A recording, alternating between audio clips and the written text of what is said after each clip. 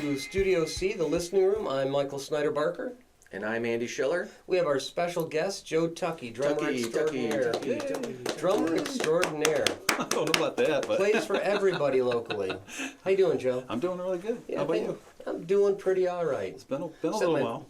My voice is going. I did 3 hours at a farmer's market yesterday, and an hour at Artelicious. Just me and my guitar and my voice. There you go. That'll do it. Yeah. So hopefully I'll be all right today. Won't be too froggy. They've had great weather for the Artelicious, other than today. It's not going to be so great, but we were over there last night for a little while. Yeah. Just walking around and stuff. It was kind of neat. You know, it's so nice that Lenawee County has so many different festivals and events. Absolutely. I know I've played a lot of them over the years. Artelicious, I played there last year with the 42 North, which you had Joyce on here a couple weeks ago. Yeah. And done it with the TCA Big Band and the Jim Rice Group as well. So I've been over there, Clinton Fall Festival, all that kind of stuff. So yeah, make the rounds, you know. I guess you do. It's fun. You even had one gig with Bark's Tales. I did. It was fun. We just played at the Lenawee County Fair, and it went pretty well. Yeah. It was a lot of fun. It was a lot of fun. So, how long have you been playing drums, man? Well, I started, like a lot of people do in elementary school, 5th grade.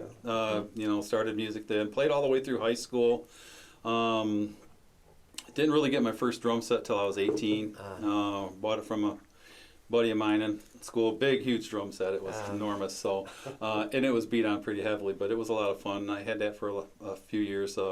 But when I got out of school, I auditioned for a country band. Never listened to country music a day in my life because it wasn't popular then in '79 when I graduated. And so I actually beat out 12 other drummers for that gig, which shocked me. So I played with them. There's a band called Sagebrush out of Adrian.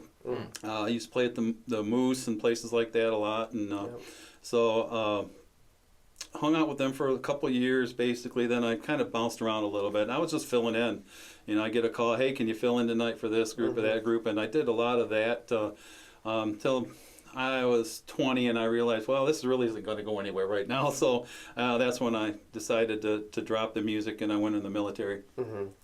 Did 4 years in the Navy. Of course, when I got to boot camp, you know, they have you fill out this questionnaire down there, and you have hobbies to music I put down, which was, I ended up in the band in the Navy. So during boot camp as a drummer. I think out of all of the other choices, being in the band would probably be the best choice. It wasn't bad. I mean, you got out of all the marching and maneuvering stuff you had to do, but while they were doing that, we were off marching in parades in Chicago or Milwaukee or wherever, So could have been peeling potatoes. Could have been, yeah. So I did enough of that when I was, because my rating was a cook when I was in the Navy. It was family restaurant business and stuff like that. I kind of wanted to learn a little bit more, and so that's how I ended up there. Served 4 years, like I said. Spent 3 years on an aircraft carrier out in the middle of the ocean.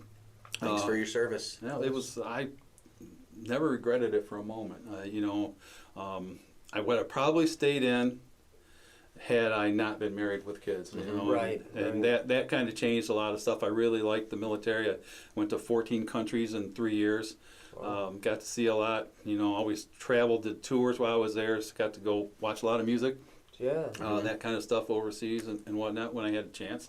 Always fun.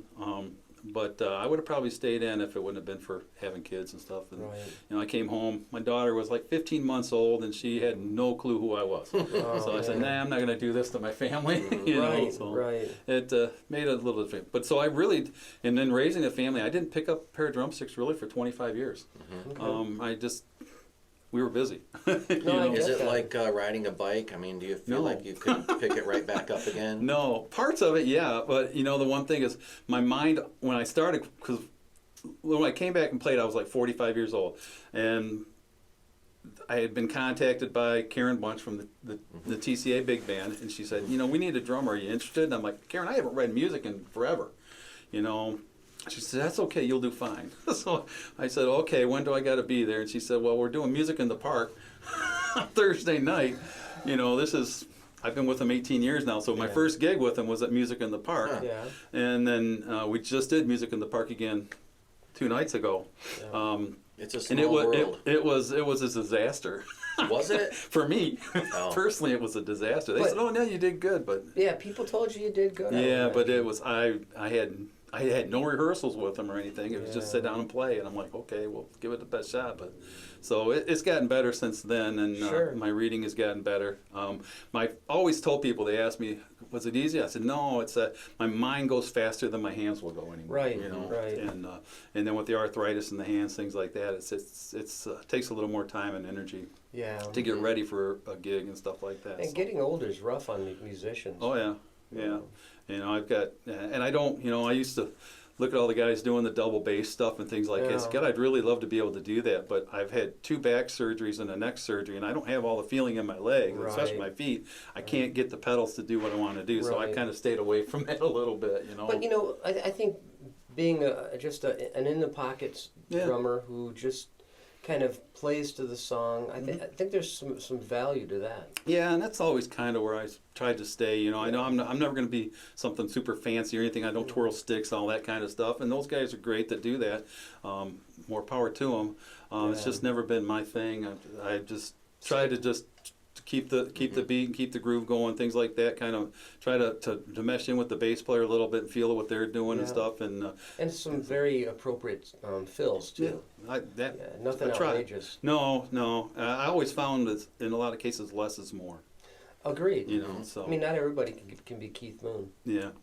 Exactly. So, you know, I've had some nice compliments playing in some of the venues that we play in. It's small little clubs and things like that, and you got to keep your noise level down. And so the other one of the other bands I played with used to be the Jim Rice Group. We've since changed names a little bit. Jim retired, so we're moving on to a different version of us a little bit, but you know, we play in some venues where we're dinner music for the most part. So we come in and have play. So I've had some compliments from other musicians of, how do you play the drums so lightly, you know, and stuff. I said, well, it's just out of necessity more than anything.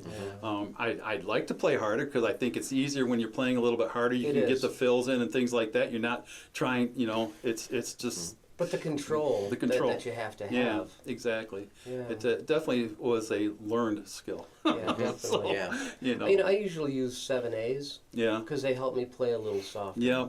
I use a 5A jazz version right now that I like a lot. I've tried other sticks. I'm using Vic Firth.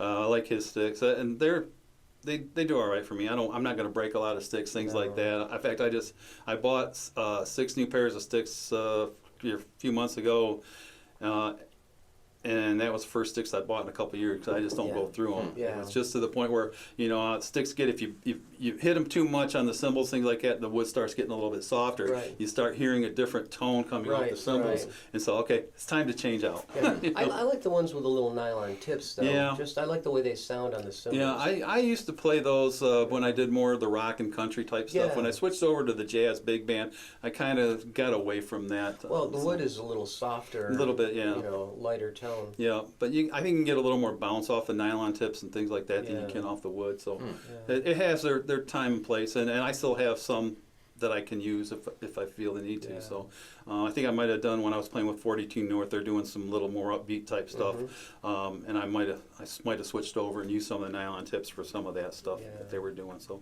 but everything has its place. It's strange how just a little change makes a big difference. Oh yeah.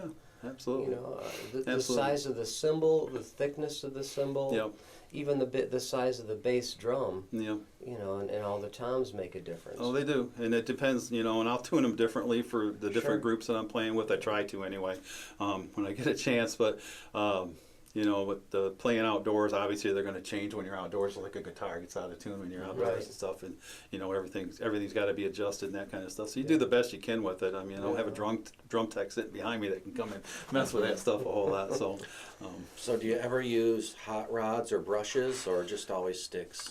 Brushes a lot especially with the big band and the jazz group. I know I had a couple songs that called for brushes in the outing we did the other day, and I actually switched to sticks because it was just not, they just weren't going to, I wasn't mic'd, they weren't going to be loud enough to be heard, so I just switched to sticks and just played on the cymbal as opposed to doing the brush work and stuff like that. So depends on the situation, but a lot of times, like if I'm playing with the jazz combo, the Jim Rice Group, you know, I'll do brushes on several songs there. Yeah. Just the things I like. Makes a difference. Now, your snare wasn't mic'd then? No. Yeah, when the snare's mic'd, you can do that. have that little finesse. Yeah, the big band doesn't mic me very often. Now, if I go out and do one of the festivals, like Artalicious, that sound crew usually comes in and mics my stuff, and then I can do some more things. You know, I carry my own mics with me if I need them, but but most of the time the venue has it set up, and it kind of makes it easier for the sound guy to know if he knows what they're working with. Right. It makes it easier for them to set it up and do their thing with it. And I'm okay with that most of the time. So I know Jimmy had a real problem. Jimmy Rice, our saxophone player, and he didn't like to be mic'd. He didn't like unless he knew the sound person, because he just didn't like the tone that he got out of the saxophone when they put him through a PA system and stuff. So he was always leery of that, but I've never had an issue with it. So I've got an interesting question about drum tuning. So do you tune your drums to like specific notes, or do you just tune them by ear? I tune more by ear than anything. You can tune to notes. Definitely can. I have the instruments where, you know, if I'm tuning it will tell me if I'm on an A or a B or whatever. I don't use that very often. More or less, I tune to ear more than anything. To what, if I know I'm playing with this group, I kind of want something pitched a little higher, and I'll just tune them that way a little bit. I'm using a very small kit, so I'm really only got to tune one mounted tom and one floor tom, you know, so it's not overly difficult. When I had a bigger kit, it was a little more difficult to fine-tune that and stuff. That really impresses me, because I never tune to my drums. Yeah. And you could probably tell. Yeah, they sounded fine to me for the most part. But I played rock and roll, you know, music, so I don't know that it mattered as much. Yeah, it's, you know, I always found it would be difficult to tune to a note. Yeah. If you know, to try to match for a song. If you're playing in a studio, you're recording a song, you can do that. But to do it live, I don't think your drums are going to be out of tune in some songs and in tune in others. Yes. Right. So the key will change. Exactly. Yeah. So, but I know people that that record a lot. They will go in and they'll actually tune the drums for whatever that song is they're recording and things like that. I've read some, or you know, watched some videos of people doing that kind of stuff. Right. So. When I was in the studio out west, there was a acoustic singer-songwriter that was playing a song. It was in the key of G, you know, it was mostly a G chord. And so the producer tuned the 3 toms, B, A, G, so you could literally go, Mary had a little lamb. You could play like, you know, like a whole step apart, right? And then the floor tom was D. So do, do, do, do, do.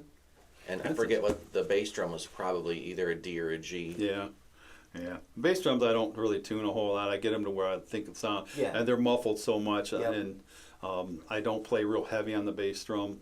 I can if I want to, but I don't find that that's a need for the music that I'm playing a lot. You know, maybe an accent kick or something like that in the swing music and things like that you get it once in a while. But you know, I don't typically always follow the music either. So that's why, you know.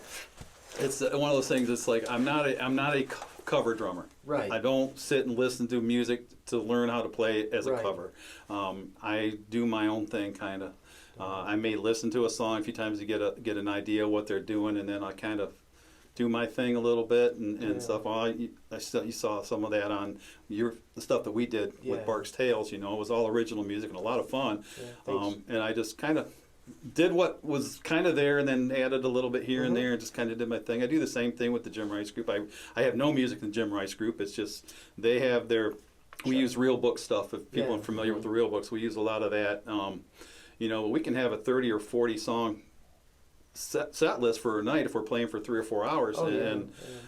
You know, I have nothing in front of me other than the list of tunes. So, you know, so, and what they're reading is basically a 16 measure intro or head or whatever, and then they just improvise the and then does the leader usually cue the beginnings and the endings, or is that the role of the drummer? No, it's usually the leader, whoever. It varies. Dana will, our bass player Dana Gillen, will count us off a lot on some of that stuff, and he'll kind of cue me on the endings and things like that. Even though we've been together for so long now, it's pretty.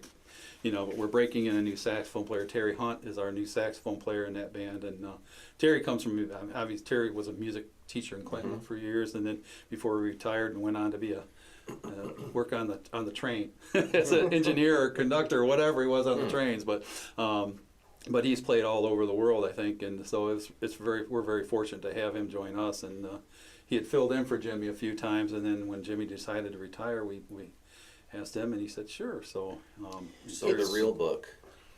The real book is a thing, isn't it? It to is know the songs in the real book. It is a thing, and they're not all correct either. So these guys are finding that chord doesn't fit there, so they'll have to readjust and do some things like that. So it's a semi-real book. Semi-real. Mostly real book. Yeah. Now, when you count in the tunes, do you count in 2 measures, like 1, 2? Not always. 1, 2, 3, 4. Not always. Sometimes we'll just say, hey, we're all going to start on 1, and we'll just say 1, 2, 3, boom, go, whatever.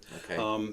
We don't have a set standard. It's like sometimes they'll say, hey, Joe, kick us off. We'll be doing some a Latin piece, a bossa or something like that, and I'll just start a beat, and then they'll just fill in. And a lot of times we'll go in and Dana, the bass player, and Phil Everson, the guitar player, they'll just start and do a 2-bar riff on something, and then I'll come in, and then the saxophone player will come in. So we just kind of change it up all the time. We don't have a set thing. It's nice. So to go to listen to you, it's not like you're listening to the record. You're listening to the Jim Rice or Fill in the Blank band. Yeah, and that's basically, nice. most of the stuff we do, I know. Sure. I mean, we've tried to incorporate some of the old standards and things like that. Yeah. We're not a traditional jazz type. If you think jazz, what they used to call like the long-haired jazz and all. We're not. We're doing standards. A lot of stuff. I mean, we even throw in. There's some Van Morrison we do. We got some Billy Joel we do. We put a little jazz thing too and stuff like that. We're doing a couple Stevie Wonder songs now and stuff like that with our own version and things. Try to put a little pop into it with some of the old standards and things that we do, and it's made it a lot more fun. And you see the change in the audience when you put those songs on, because different generations, they realize, they pick up on that stuff, and you'll see their feet tapping out in the audience. They'll be having conversations, but you'll see their feet tapping and their heads bobbing and stuff, and that's always interesting. That's always fun. Yeah.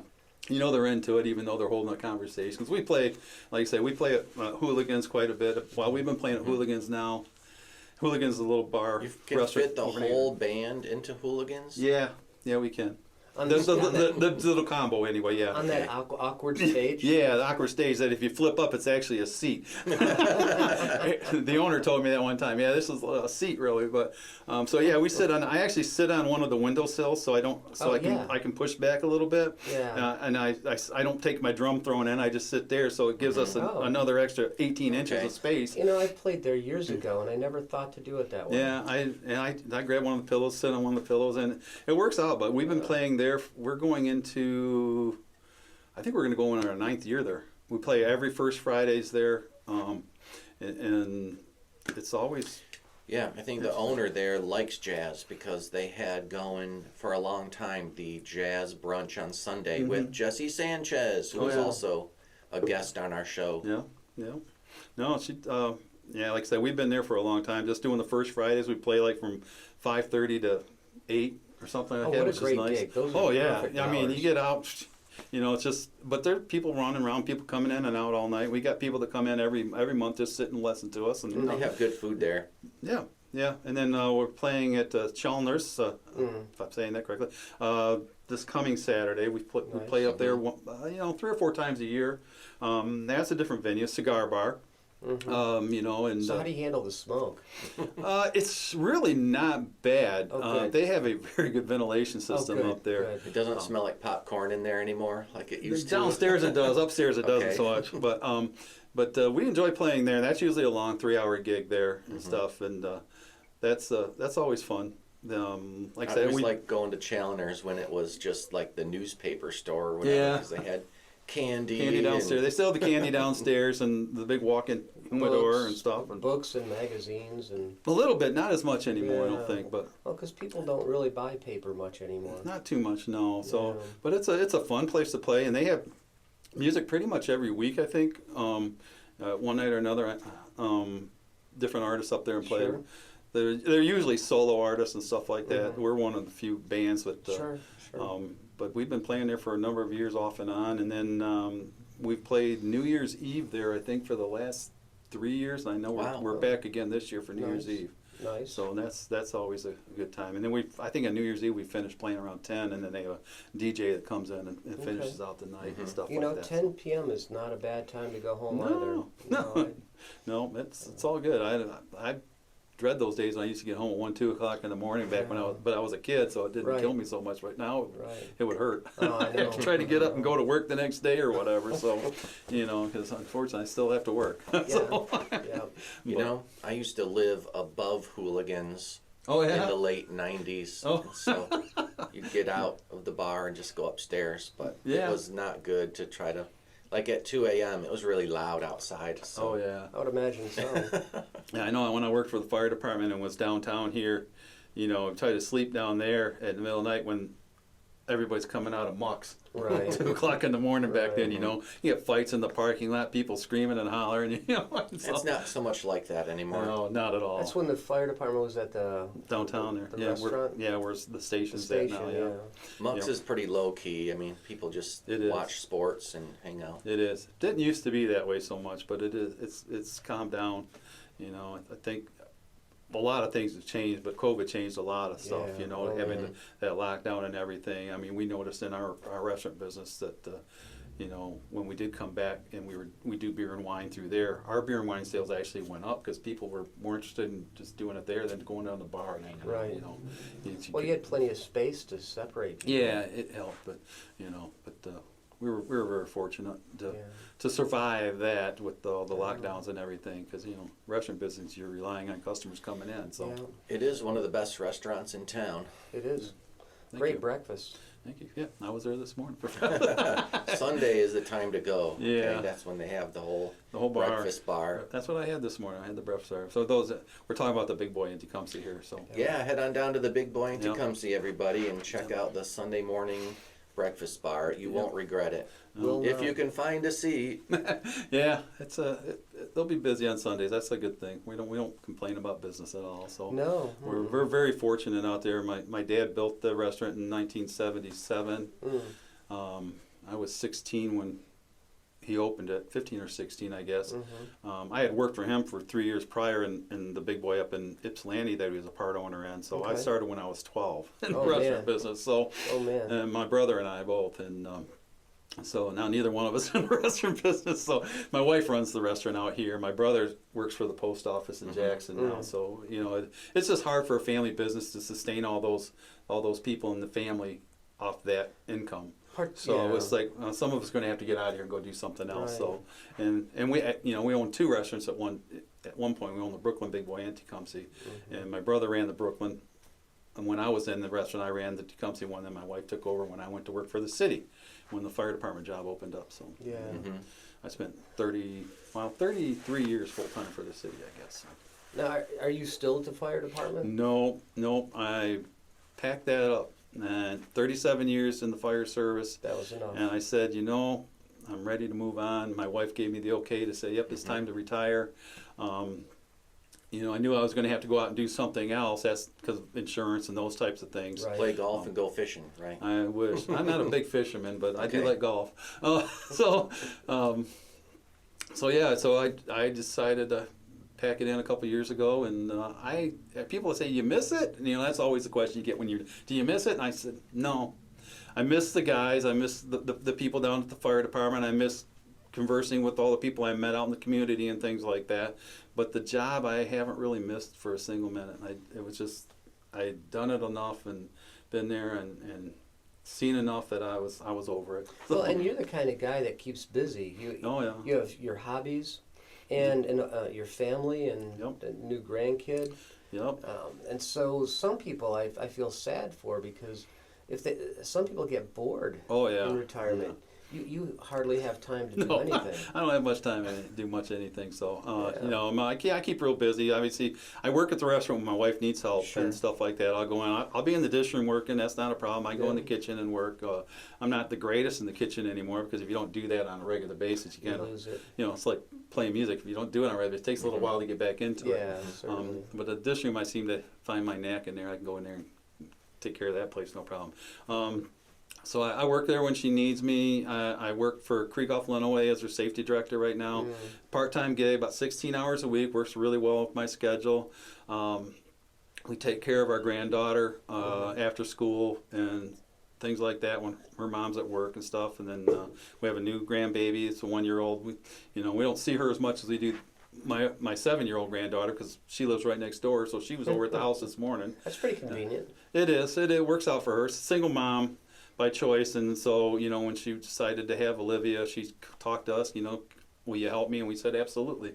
Why not? So it's always been. And then when the house came up next to us, she was able to pick it up. The lady held it for her for a week. Said, if you can sell your house, in a week, I'll sell you this one. And she did. And so that's how it all worked out. That's great. Yeah, those contingency Yeah. real estate deals don't always work out. No, But it did. It did for her in that case. So it's been a few years now, and they live right next door. And her and the granddaughter and the dogs have the run of the backyard, so they're back and forth between the houses all the time and stuff. So it's nice. We like having the grandkids around and things like that, and when we need it, and being able to help out when we can. My son and his wife, they live in Clinton now, and she's just got a teaching job in Onstead. And I think she's a kindergarten teacher, I believe, in Onstead now. And my son works as a chemist up in Plymouth at a automotive plant up there. They do batteries and all that kind of. They do the resins and the plastic, that kind of stuff on the batteries and things like that. Like the lithium-ion batteries. Yeah, they do a little bit of everything. It's a big company. It's a German company. They're worldwide and stuff. So he enjoys that. And he was on the fire department for a little while. That was one of the biggest joys of my life, is having my son join the fire department with me. He spent a few years there before he moved to Clinton and stuff. And he finally realized why I liked that job so much. And he got into a couple fires and everything. And you could just see it on his face. He's like, Dad, this isn't a bad gig. So if you like that kind of stuff. Well, yeah, and you get to put the fires out as quickly as possible, and that's always a joy. Yeah, and he was fortunate. He lived really close to the fire station, so when that alarm went off, he was one of the first ones there. So he got to see a lot more fire than a lot of guys that have been on 5 or 6 years, because he was right there. So yeah, you got to be on call for that job. Yeah, you do, 24/7. So that's the other thing I don't miss, is waking up in the middle of the night and having to go down the fire station. So a lot of things have changed down there now. I mean, it was changing when I left, but it was it's hard to get people to do that job anymore, and we really appreciate the ones that do. But they're usually more part-time people as opposed to actual members of the department to fill shifts at night and stuff like that. They got 3 full-time guys, but then they use the paid on call guys and the part-time people to come in and fill shifts, so they can have 2 or 3 guys on a shift every day.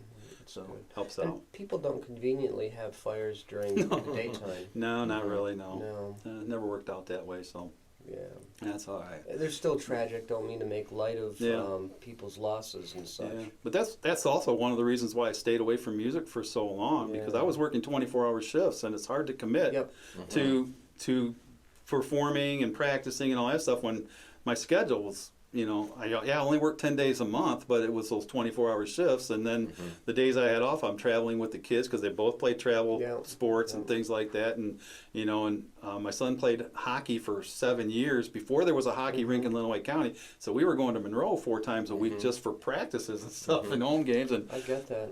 Yeah, so that was awful hard. And then he played baseball and played up through 3 years of college ball. So I was traveling around for that kind of stuff. So once he finished all that stuff, then it kind of freed up some time for me. And I said, when Karen called me about coming back to play with the big band, I thought, I'll give it a whirl.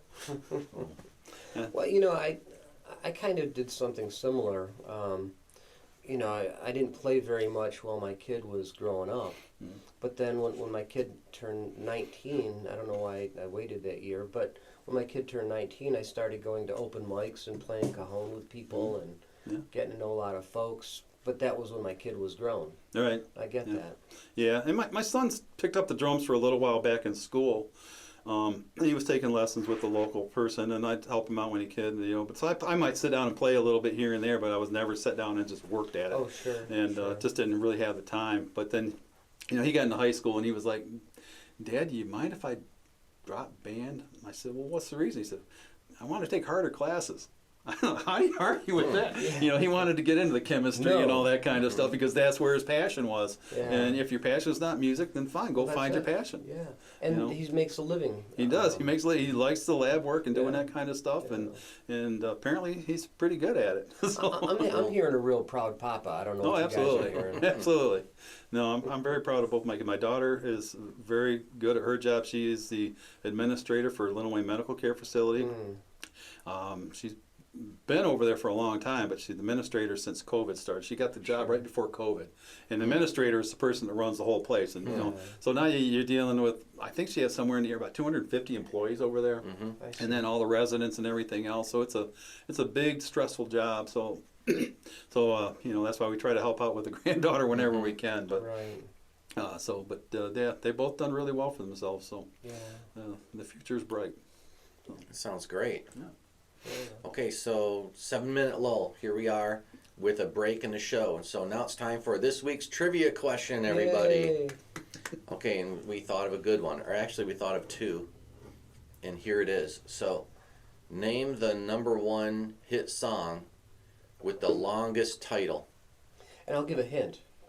It was #1 in 1975. Yep. Now, there's also...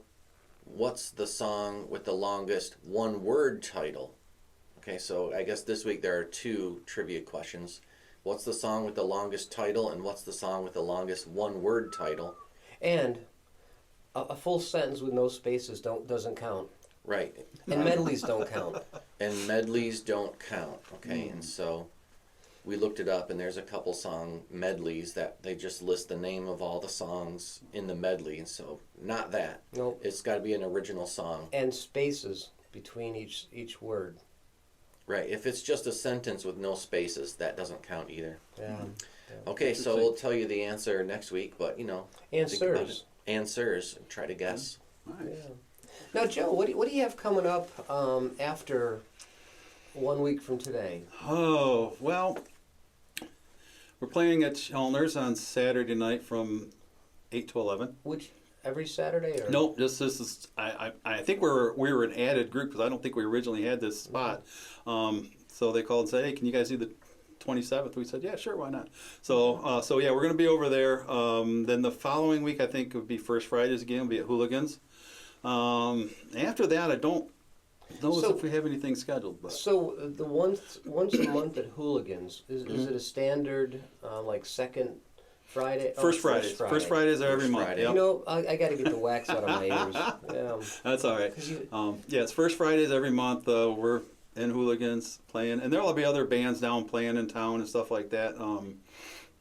So I know Mammoth across the street from Hooligans usually has somebody in there performing and stuff like that. So there's different acts around town and Sure. stuff like that. So So downtown Adrian, you have Hooligans, Challoner's Cigar Bar, yep, and Mammoth distillery. It's a distillery. Yep. Wow, that's a hop in town. Yeah. And there are a couple other places where music can happen too. There are. I don't know how often they have 'em. I know, like when they do the First Friday, a lot of times they'll have a band in the street playing someplace down there. Periodically, I don't know if they do it every time, but then they kind of changed something. They used to have the car show down there and everything else. They moved the car show out to the fairgrounds now, and I think they have a band out there. I think the Metros have played out there a few sure. times, things like that. Gordy And, Sharp. Yep. Yeah, I just Yep. ran into Gordy And- last weekend. Okay. It's good to see him. Yeah, yeah. I check in with him every now and then and see him once in a while. He actually stopped in at Hooligans one night when he wasn't playing, and I said, "Would they give you the night off?" He says, "Yeah." He said, "I come to listen to you." So I think a week or two, or the next month or something like that, I had First Fridays off because we didn't play. So I went and checked out the Metros when they were playing at the car show. So, yeah. Man, that group is just really talented. Oh yeah. Yeah, they are very, very good, and but I've known of Gordy. Didn't know him since I was in high school when his band Fire Eye used to come and play in the high school back then. They were really, really good. Yeah. And I think it was Bill Bailey and some of those other guys. So. I remember Bill Bailey. Yeah. I met them when they were the Straddle Loungers Okay. with Mark Huff. And I think Bill had a brother also. Don't know. Yeah, I think he was a nurse that I ran into every now and then. Okay. Yeah. Todd Bailey. Okay. Yeah. Not real familiar with them, but I just knew they were played together and stuff like Yeah. that. And I still hear Bill's name around once in a while. He'll play with Gordy or that kind of stuff. Yeah. Different things that they do and whatnot. So that's always fun to keep tabs on them. And then with Facebook, it's a lot easier now. It's a lot It's the easier. social media stuff. It's a lot easier to keep tabs on who's doing what, where, and how, and Yeah. all that kind of stuff. So that helps out. So But like, Lenawee, we have a really good bunch of musicians that are playing all over the place. Oh, yeah, And we've absolutely. had several people from Lenawee County on this show. yeah. And a lot of people I know are out in the Ann Arbor, Ypsilanti area. So I've been able to bring those folks. Oh in. yeah, no, it's a really good music scene around here. Yeah.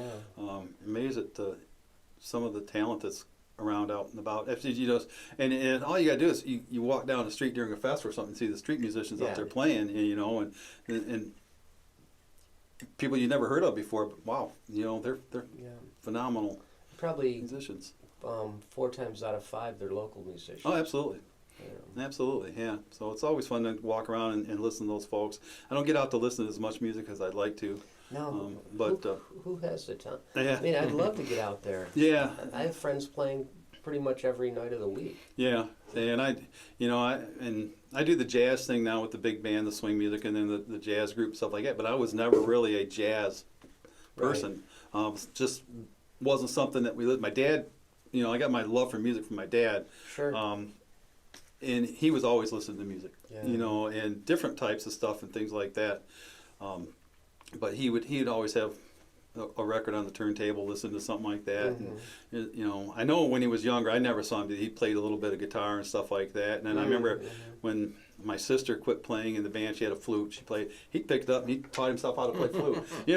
Nice. And Might as well. Yeah. Why let it go to waste? yeah, exactly. But that's kind of how I got into really listening to the standards, the Frank Sinatra and all that kind Yeah. of stuff, is through him, because that's what he listened to, a lot of that music. So when I jumped in with the big band, a lot of that stuff I knew in my head. Yeah. I had never sat down and played it or anything like that, but Right. I had a understanding of what the song was about. Sure. So it wasn't all cold. I just had to remind myself.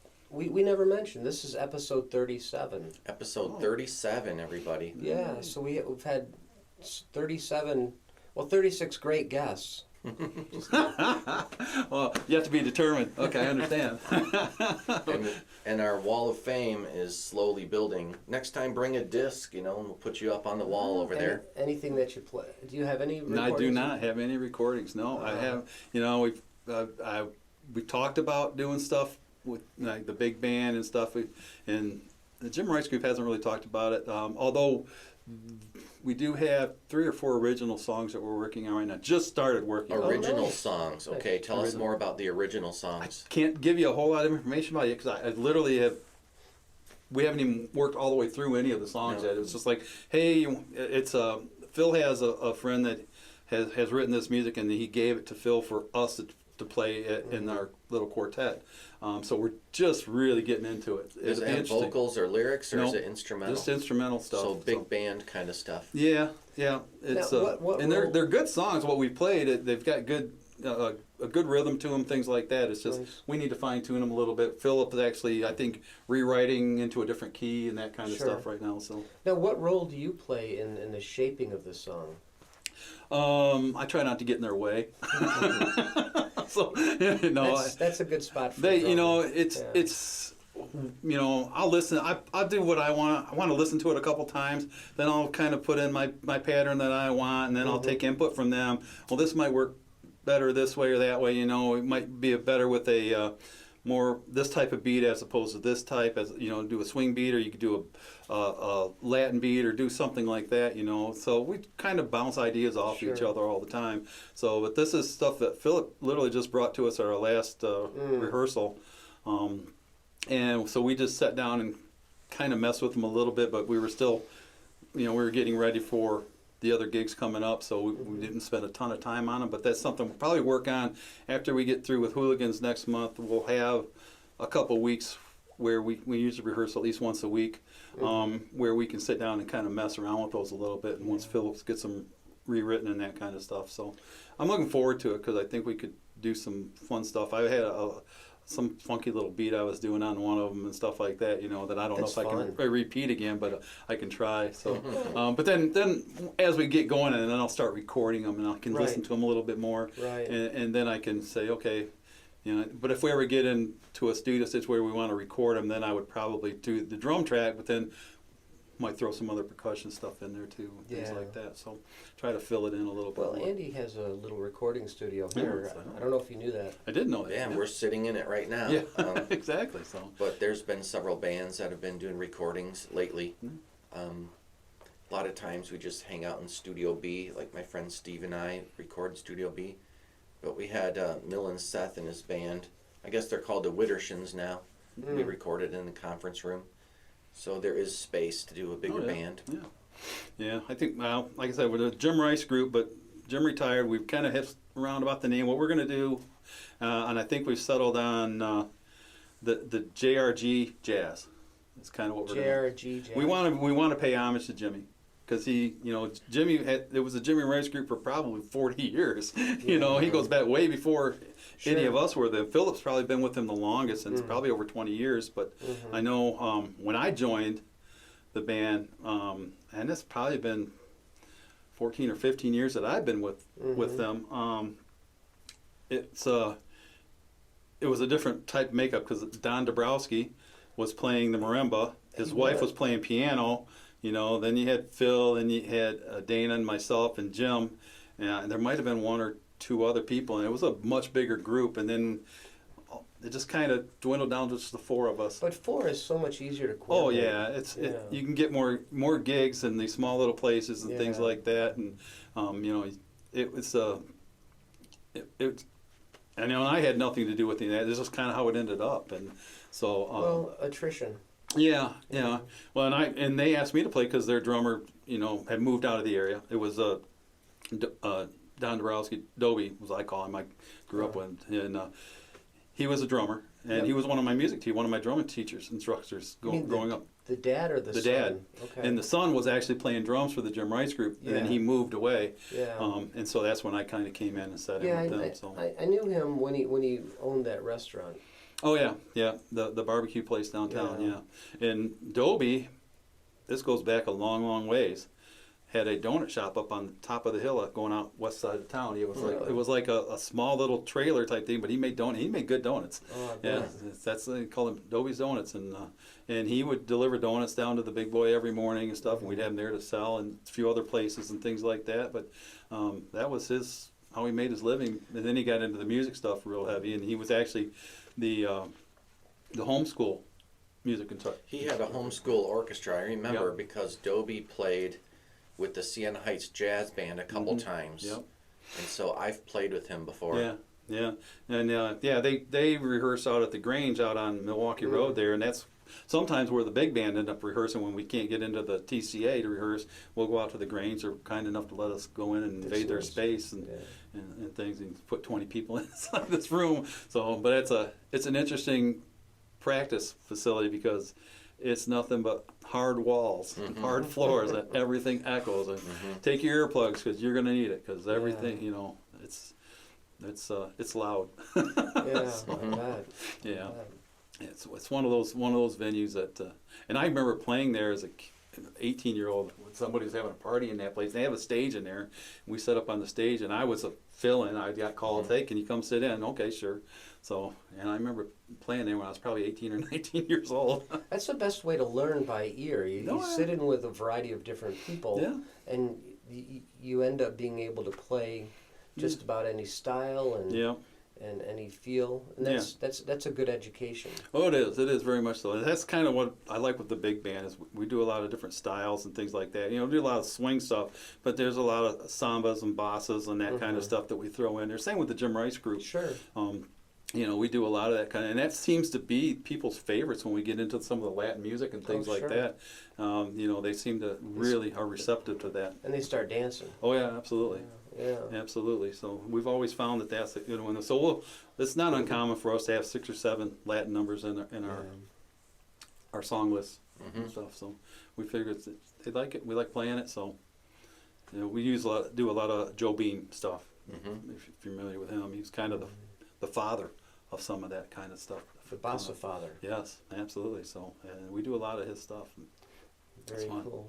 Yeah, it's always a lot of fun playing with those guys. I'm blessed to get to play with some really good musicians such as yourselves. When I got to come sit with you guys, you know, it's always fun. Get to meet new people and get to see what everybody's doing.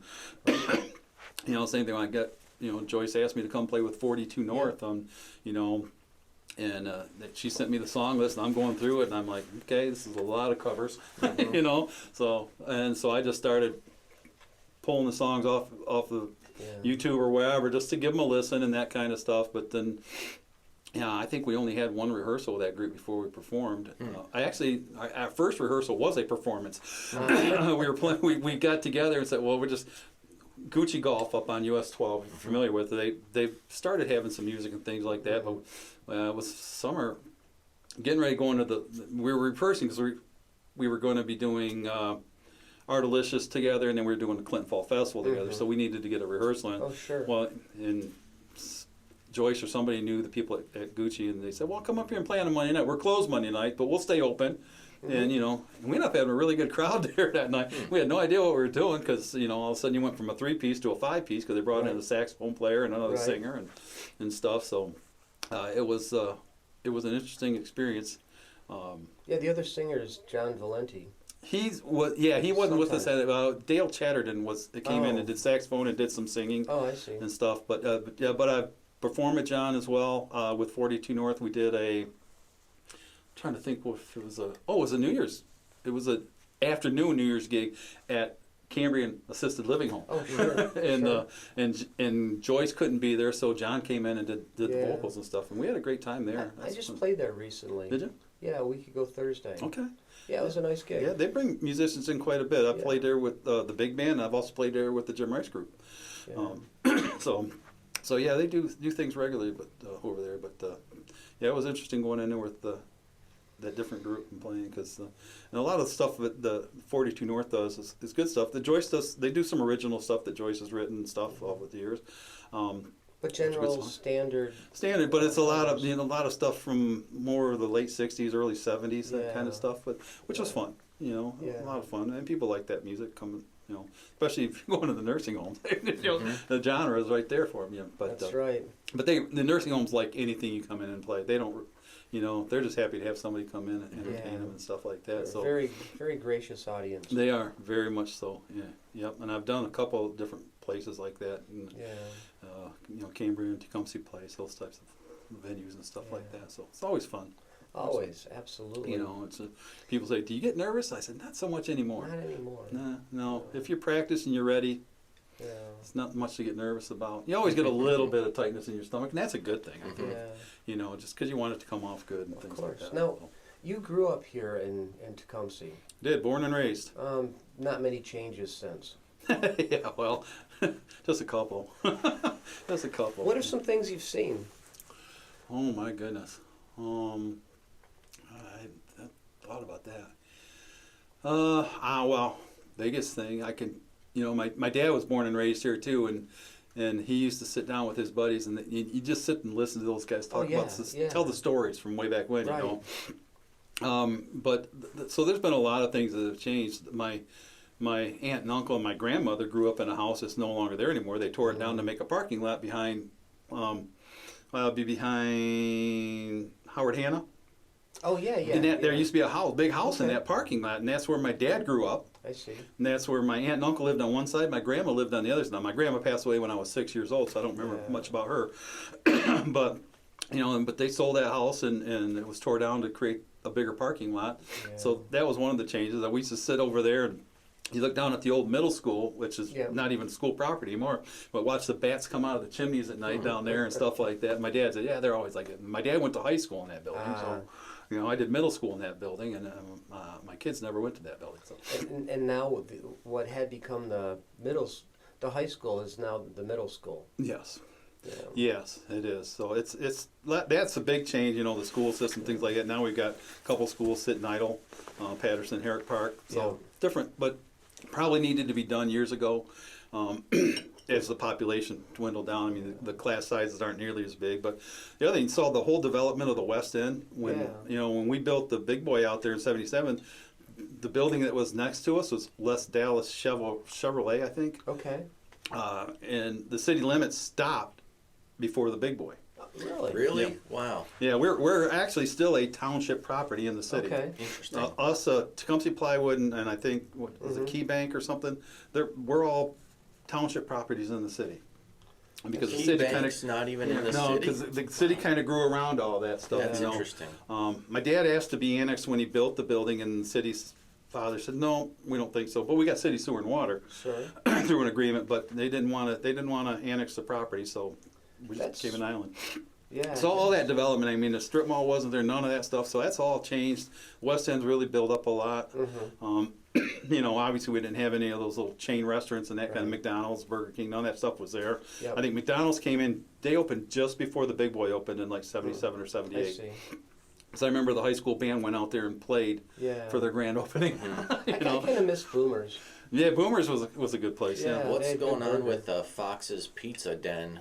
That building's been empty for Yeah, they years and can't do years. much with that. The problem is it doesn't meet any ADA requirements because when you walk in, you got to go up steps to Yep. get to the dining room. Okay. It used to be. I remember when it was the Harvey House, you know, and they owned the hotel and everything. The Harveys did. Yeah. It was Harvey House. And it was a good restaurant. I was there when it was a Pizza Hut. Pizza Hut. Yeah, Yep, and then it just became before Fox's Pizza Fox's. Den Yeah. and stuff. They just haven't been able to do anything with it. Yeah. And It's so- just been empty for Yep. the longest time. Yep.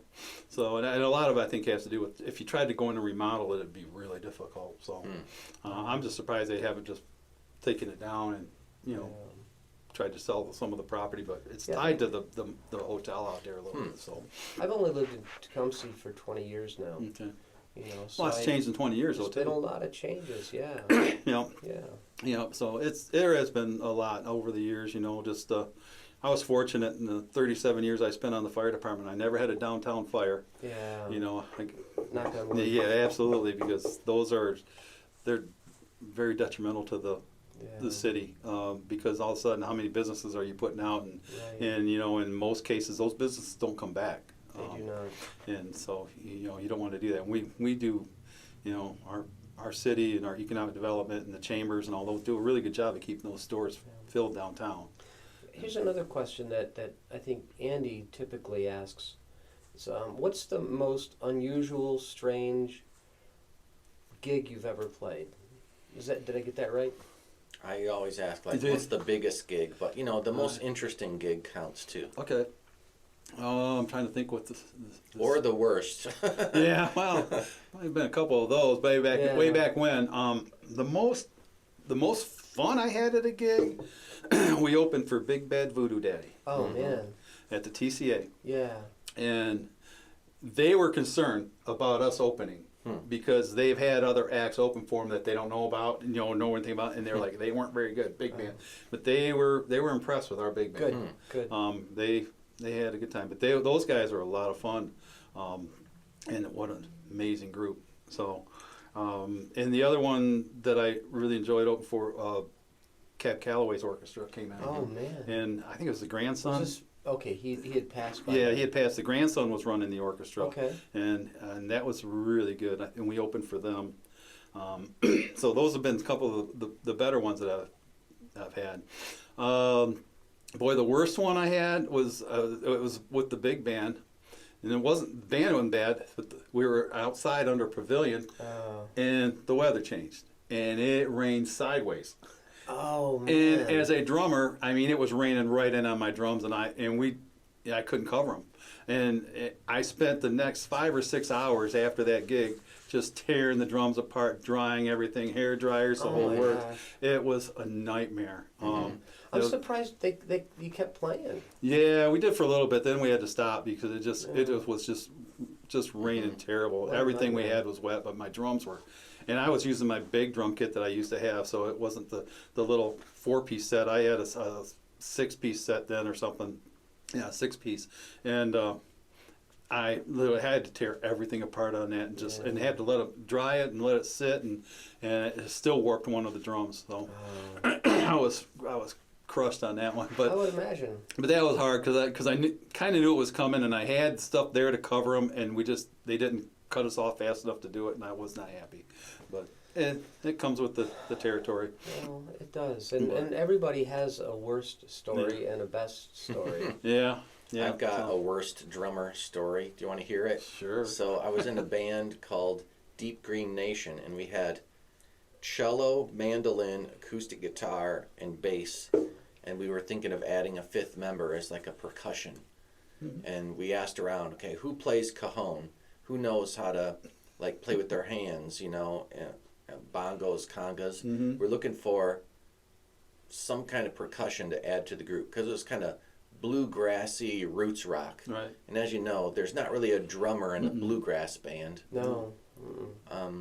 So we wanted someone to play percussion, but not really too much over the top. And so one of the guys in the band, I think it was the bass player, put some feelers out, and we had this drummer that was going to come audition for the band. And we had our practice, and we were all sitting around waiting for him. Okay, what do you know about this guy? I don't know anything. He just said he knew how to play the drums, and he wanted to come audition. All right, well, let's see what he's got. And he shows up and walks in, and we're like, great, ready to practice? Where's your cajon? And he's like, but wait, I got to back up my drum trailer. And we were practicing in a garage, and we rolled up the garage door, and he has like a conversion van and then this huge U-Haul trailer that he's towing, and he backs it up the driveway and opens it up, and it looks like Neil Peart's museum of drums, and he starts to load stuff in. He's got 2 bass drums and like 8 toms and a row of roto toms and a xylophone and a gong and 16 cymbals. Yeah. And it took him 2 hours to set up? It took longer than that. We were practicing. We practiced for an hour. He was still setting up. Hey, do you want to play a song with us? Nope, I'm still setting up. We played another hour. Hey, do you want to play with us? Practice nope, is I'm still over. setting up. Yeah. We played a little bit more. Okay, dude, you've been here for 3 hours setting up. Do you want to play a song now? I'm not ready. I have more drums to set up. Okay, but you have to realize that we have a gig coming up soon. And when you show up at the gig to play, there's another band on stage. And as soon as they play their last note and take their stuff off the stage, we get 5 minutes to get onto the stage, set up the gear, tune, have sound, and then begin the concert. So you've got 5 minutes of setup time, maximum. Not 3 hours. Yeah. So far it's been 3 hours, and you're not ready. I tell you what, your audition starts now. Just play on the 5,000 drums you've already set up. Don't worry about the ones in your trailer. And he played with us on a song, and the first 10 seconds was great. And then he did a fill, and then he just kind of looks up like, where are you guys at in the song? Oh, here? Okay. And he comes back in. Yeah. And he sounded fine. And then he did a fill, Then he just kind of stops and looks around. Oh, I see where you're at. Okay. And he comes back in. So like every time he did a fill, he would just lose the song and be confused and then have to start up again. And we were like, oh man, we waited 3 hours to hear him play, and it was really, really bad. And then I feel bad because then it was like, all right, well, your audition's over, so now you have to pack all your drums back into your trailer. And he had brought like an assistant to help him carry stuff because he had so much gear. So the two of them spent the next hour loading everything back into the drum trailer. That's my drum trailer story. There you go. That's a nightmare. Yeah, that's not good. And that's rude. You should have come in and just read the room. Okay, this isn't going to work. Yeah, I brought 5,000 drums to a bluegrass jam. Yeah, I did a little bluegrass back in the day, but when I was playing with that band Sagebrush, the bass player, he said, hey, want to get together and play this weekend? And I say, sure, where are we playing? He said, well, my father-in-law owns this bar. We're just going to go down. I got a buddy of mine plays guitar. We're just going to sit down and play some bluegrass stuff and whatnot. Never rehearsed a thing. Just went in and sat down and played, and I just took a small little kit, whatever. And we had a great time. Well, and you spend a lot of time doing... Yeah, it was fun. that was just prior to when I went into the service and stuff, and I was yeah, why not? And then I bounced around, did Sagebrush, did this other group, auditioned a few places here and there. I'm like, this is really not going anywhere, and I hooked up. I was playing with a local group here. I don't even know if we had a name at that point in time, but then a friend of mine was playing with this band down in north of Dundee. It's called the town's called Azalea. The band was called Azalea, and it was I want to say they had 8 guys on stage. I think they did a lot of southern rock stuff. Okay. A lot of like the Molly Hatchet, and they were 38 Special. They were doing all that kind of stuff. And they were really, really good. And so I went down there and started mixing sound for them a little bit. And then I'd sit in on percussion once in a while. I had set up conga drums and stuff like that, and I'd sit in with them on that and on some of their Santana stuff and things like that. And Sure. so I had a lot of fun with that just prior to going into the military and stuff like that. So, and there were some really good musicians. I have no idea whatever happened to any of those guys, but it wasn't my scene so much there. I traveled with a guy from Tecumseh who was much older than me. I was 18 or 19, and he was 40 something like. But he was a singer and a good singer, so we just traveled down there to do the rehearsal. But they were doing stuff in those rehearsals. The drug thing and things like that I wasn't really into. So I'm like, yeah, this isn't the scene I really want to be a part of. So I just said, that's when I decided, something's got to give. I'm not. I was working in the restaurant, but I wasn't really, You didn't feel it. I didn't. My dad wasn't interested in training me to run the place or anything like that. So I said, I need to go do something else. So, and I'd always thought about the military. The best man at my wedding, he was in the Navy as well and stuff. And so we just, I decided to go in there, and then, like I said, after that it was just history for the most part. But. You're talking about different ages of musicians. I don't know that there's any set criteria. If y'all are in the same headset, or even if you're a little different, that can meld together too. Oh, absolutely. So age, age is irrelevant in the band stuff. I mean, because that group down there, Azalea, they were all different ages and stuff. And different livelihoods and things like that. Just came together and played, and they could play well. Yeah. And but that size of a band, hard to get gigs anywhere. So they were doing their own gigs. They would set up they'd go and rent a hall and set up their own gigs. There's lots of free gigs, but it's hard to get like a paying gig. Right. Yeah. and space is big enough to do that. Where you can have all those people up there. Yeah. That's why I play solo, because then you don't have to split the money. There you go. You solo, no one with can 8 guys. Yeah. I play solo, no one can hear. Mm-hmm. Yeah. So it was a good group, but that was one of those things. I'm like, yeah. They had a couple original songs that they did too. That they were pretty good songs. I've written. One was called "Another Guitar Player Gone." So Guitar players are like Spinal Tap drummers. Yeah. So that was fun. That was the last group I played with before I went in the military. So, and then not again until I joined with the big band. Yeah, and it sounds like you've had a lot of interesting experiences. Now, you were in the band in the Navy. Yeah, during boot camp. It was just a marching band type thing. We played graduation ceremonies and that kind of stuff. Was there anything interesting that you experienced when you in your travels?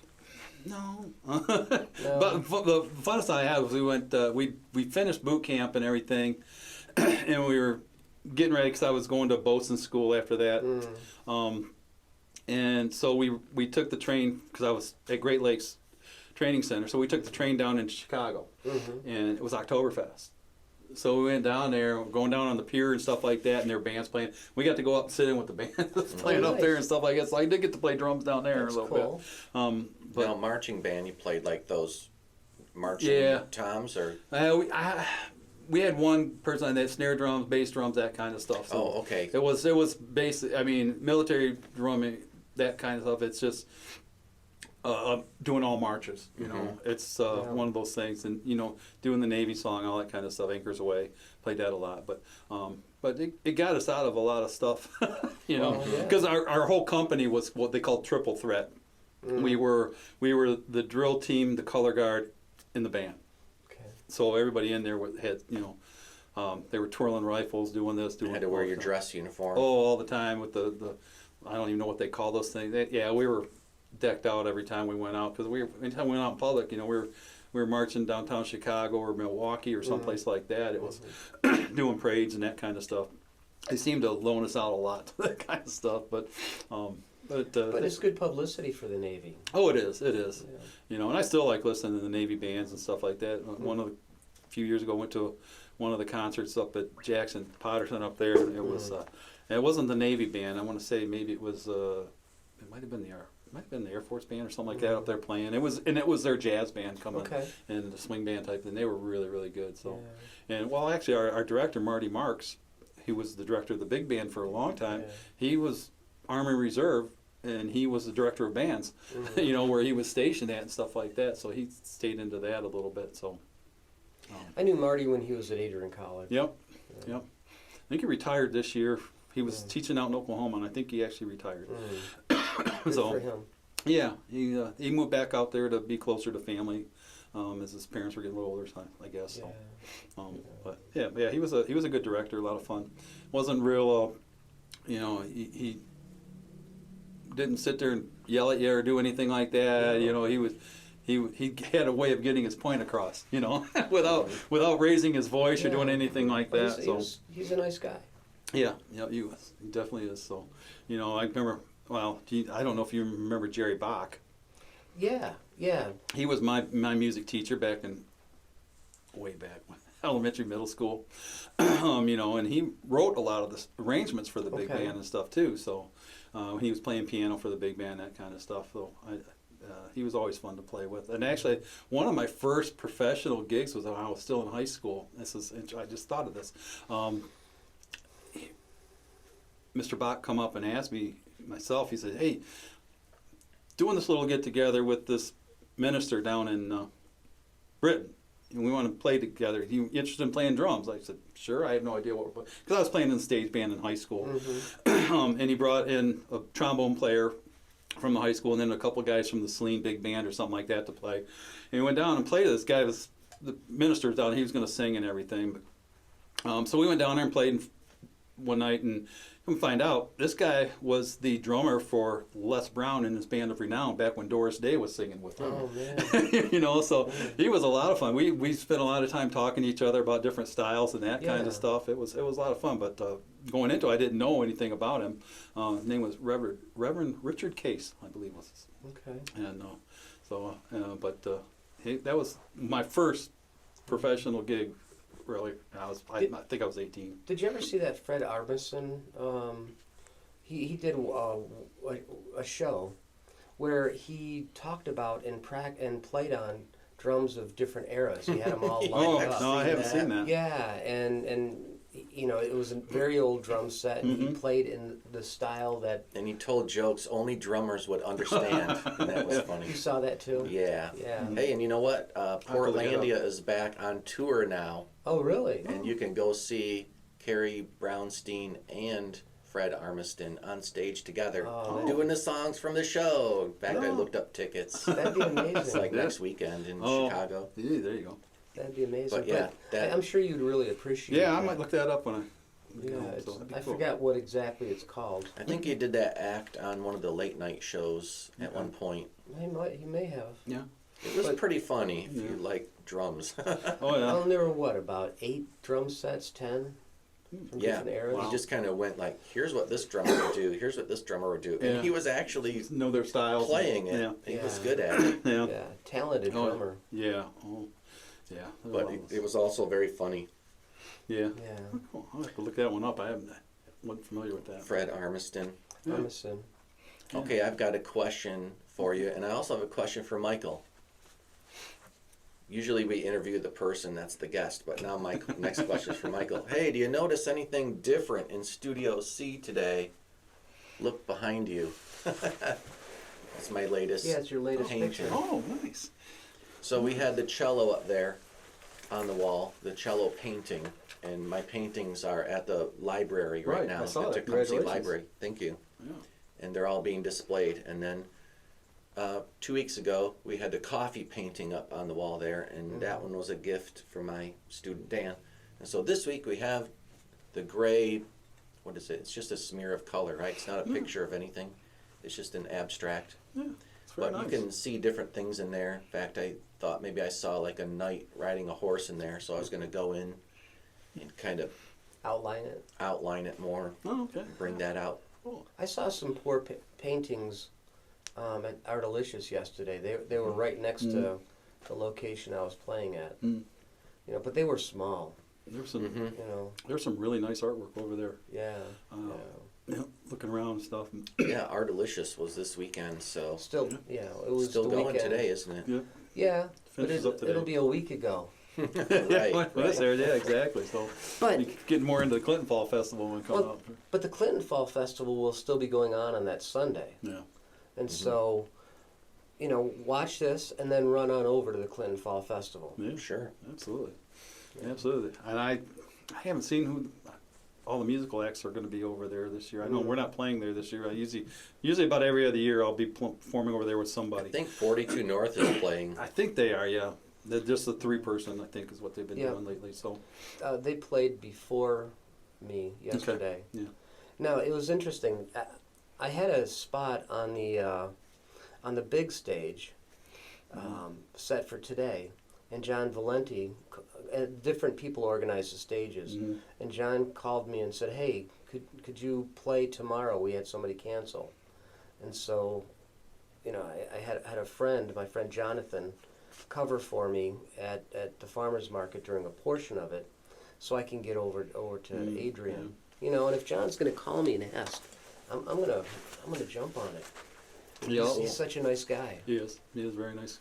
Very nice guy. So yeah, I just met him really for the first time last year, and very nice guy. Yeah, I met him.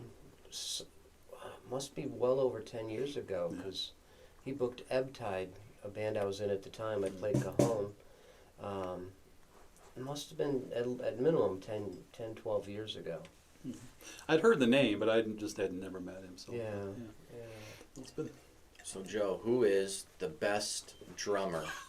Who is your biggest influence? Wow.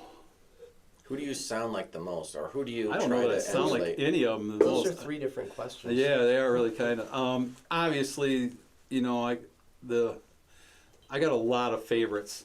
Neil Peart is one of them, obviously. yeah. Growing up listening to him, I mean, Rush was the first concert I ever went to. Wow, really? You know, That's I know. It's hard to follow that. Yeah, I know it was. Yeah. So that was. He's always been one of my favorites. Obviously, Buddy Rich, Gene Krupa, those guys. You know, just amazing. There's just so many. There are so many. There's so many of them out there, and I don't really follow the pattern on any of them so Yeah. much. You know, I've tried to do a little bit of the Ringo Starr stuff, and Sure. he holds his sticks a little different than a lot of other people do. And in he's some stuff. left-handed. Yeah, and it's so I've tried to take what he's done a little bit with the way he holds his sticks and doing some things more thumb on top as opposed to the over like I learned from marching and everything. More Right. thumbs on top, you can get a little more control that way. Yep. So I mix and match, I'll change grips Yeah. all the time when I'm yeah. performing.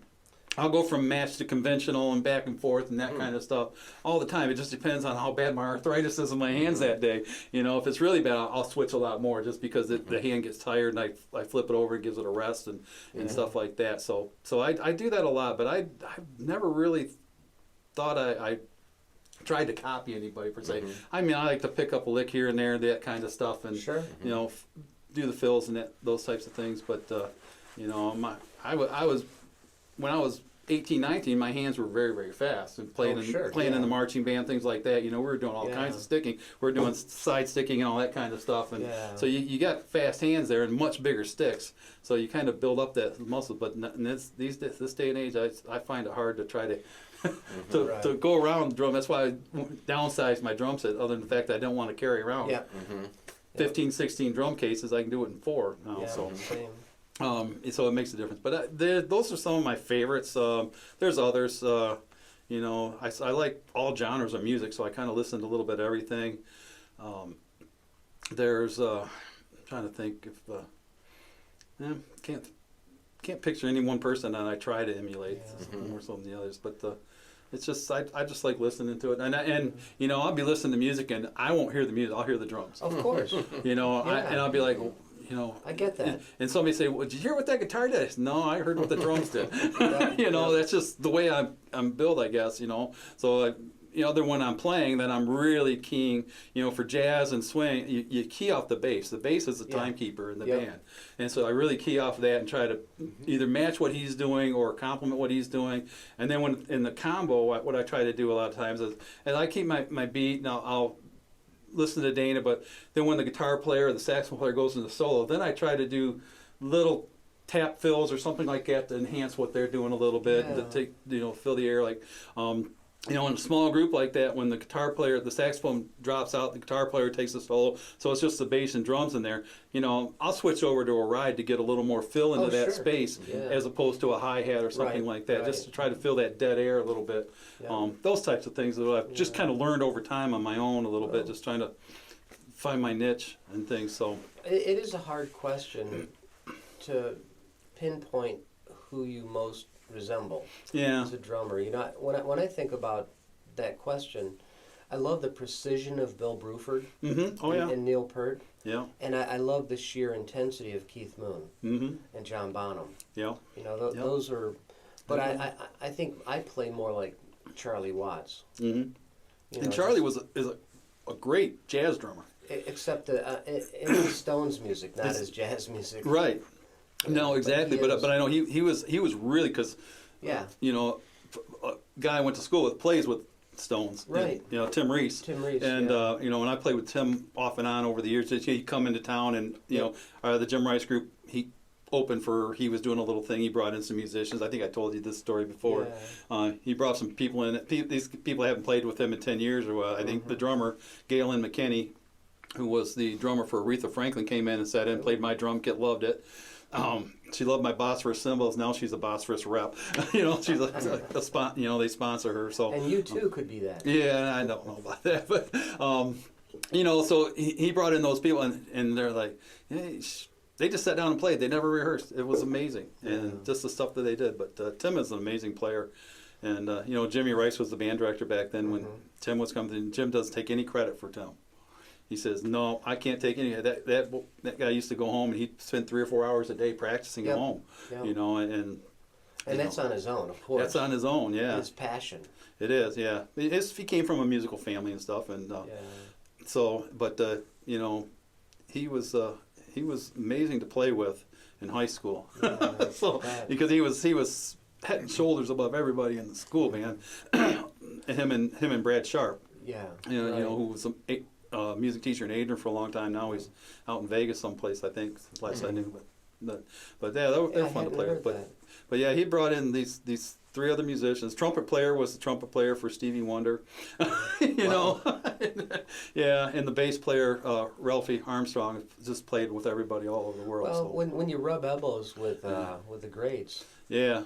So and you just look at the albums that Tim has done, especially when he did remakes of the Stones music and things like that, and did jazz, and all the Stones played on that stuff. Yeah. So it's really kind of interesting to listen to. I played with a Tecumseh Big Band for maybe 3 to 6 months. Jazz wasn't my thing, so it didn't work out. But when I was playing, the jazz band opened for Tim Reese, and so I got a chance to hear how incredible he is. And I went to sit out in the audience, and I heard a woman behind me say, "Man, look at how intricate that drummer is playing. He's just amazing." And I thought, and I'm not. But I gave it a shot. Jazz wasn't my thing. Yeah, it's. That's why the type of jazz we do, it's not what these other jazz artists are doing out there, and things where they just kind of all go off in their own different directions and stuff and come back together at the end. How you do that, I don't know. We've tried; it doesn't work well. No. I'll be done playing 5 minutes before Dana's done. Just that's the way it works. Just look around. Yeah, just kind of like the that's story. Called acid jazz. Yeah. Yeah. So I like what we do. It's simple. People like it. They know the songs that we're playing a lot of the times. And familiarity. Yeah. And it works for us. That's the bottom line. And we try to mix things in, bring up some new stuff and things. Like I said, we up until a few years ago, we weren't doing any like Van Morrison or Stevie Wonder and all Yeah. that stuff. So we're trying to bring that in. So, but then, changing saxophone players now is kind of slowed us down a little bit because we got to bring Terry up to speed with what we've done. Yeah. And he plays differently than Jim. Of course. So there's a whole different feel to the song now because he's doing solos totally different than what Jimmy would do. He's got a little different range and that kind of stuff. So tell us about your kit. Is it birch? Is it maple? What kind of heads do you use? And what's the brand? The brand is Sonar that I'm using right now. It's a 4-piece.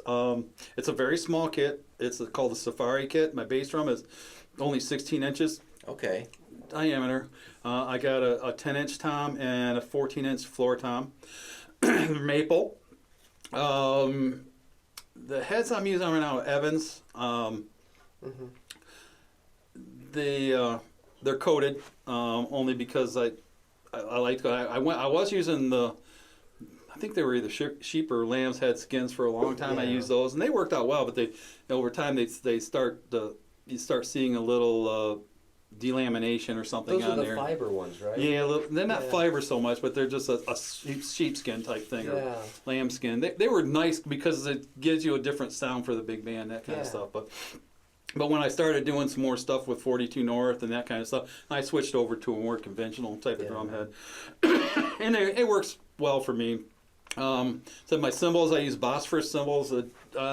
Started out with the New Orleans series cymbals, and then I've added a couple, an antique series hi-hats. They're 14-inch. I got I think an 8-inch Splash, which is traditional series, but then I got the New Orleans series, my Crash and my 22-inch Ride. And then I've got some other cymbals I can move in and out as I need to, depending on where I'm playing. I just don't play in venues large enough to have Right. a lot of cymbals. So I have a 20-inch Ride that I have the rivets in and stuff like that, that I use sometimes with the big band. Depends on what we're playing. That kind of stuff. I tried a pancake drum set for a while. Oh, yeah. Where the drum was the bass was this round, Yeah. and it was probably about 24-inch, and it actually had a bigger sound than you would expect. Oh, yeah. And I had a pancake drum head that was thin as well, Mm-hmm. and that was a nice set to carry around, Oh, yeah. but it moved too much. The bass drum Oh, yeah. moved too much. Yeah. And I could never get it to sit just Well, where I needed I've it. got this kit down to where I got the case for the bass drum. Yeah. Then I have a conga drum case that I can put the floor tom, the snare, and the mounted tom into the one case That's amazing. on wheels, so I can wheel it around. Because the older you get, the less you want to carry. Oh, absolutely. I used to have a big trap case, put all the stands and everything, and that just got too big and bulky. So I went back to my gear bag, old canvas bag that I throw all the stands and stuff in and carry that in. I have so. this long hardware bag that has wheels on it. Yeah. I had one of those for a long time too. And when I had my bigger kit, I think when all loaded out and everything, I was 15 different cases. Yeah. And I'm like, that's That's way too too much. And the only time I used it was with the big band and Yeah. for concerts and stuff like that. But Yeah. it was just a lot to haul around and I've even shrunk mine down to a guitar and amp. yeah, there you go. There Back you go. in the 90s, I was in a band with, remember the upright bass player we had on the show a few Yeah. weeks ago, Shatranjan Greer Travis. Right. We just call him T, because I can barely pronounce his name. But he's a great bass player. And Amazing. then the drummer in the band was Ross, okay? Ross Strayer. And we used to practice in Clinton. And it was awesome, because you know how you go to rock practice and you play and you end up, your ears are ringing and the cymbals are so loud, and to just stand next to the drum kit Yeah. is very loud. And so Ross had this drum kit where he replaced all the heads, and it was like a screen door. It was like a mesh, right? And I just remember walking in, and he sat down at his drum kit, and he went like this, and it was just like, doo, doo, doo, Yeah. doo, doo, doo. And I was like, oh my gosh, this is going to be awesome. I can hear you play, but it's not so loud that I'm going Yeah. deaf over here. And so I could literally just play the acoustic guitar, no amp, along with a guy playing the Yeah. drum kit. Was that his practice set, or was that also That was his gigging? practice Okay. set. Yeah. At a gig, it wouldn't work out. No. No, But, no. I had a set similar to that. Well, actually, I had my big kit when I was, when I didn't use it a lot other than the big band, so I could change the heads out. But I'd set that up, and I had those heads on there, the mesh heads on there. Yeah. So, and then I had the cymbals. They were Zildjians, I think, at the time, but they was the type that were low volume type cymbals. I didn't like playing on the cymbals much, only because you didn't get the bounce off of it. You would get Right. off a normal cymbal. They tore up sticks. If you're using wood sticks, I mean, because you're hitting those little holes on there and it's chipping the sticks away all the time.